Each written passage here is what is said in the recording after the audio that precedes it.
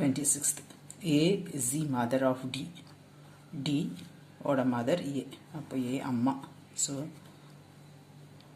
feminine gender, female.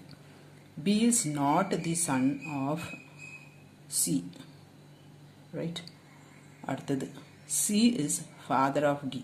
So இது அம்மா அப்பா father D. C is the father of D. C is the father of D. அப்போ இவங்க ரெண்டு பேரும் husband and wife. D is the sister of B. Right? அப்போ sister of B. B is not son ன்னு கொடுத்துட்டாங்க. Right? அப்போ sister. இது பையன் இல்லைன்னா இது பொண்ணு B. ரைட்? இப்போ how is A related to B ன்னு கேட்குறாங்க. அப்போ இது கொடுத்துருக்காங்க. A is mother of D. இவங்க ரெண்டு பேரும் தங்கச்சி. அப்போ A வந்து Bக்கு யாரு?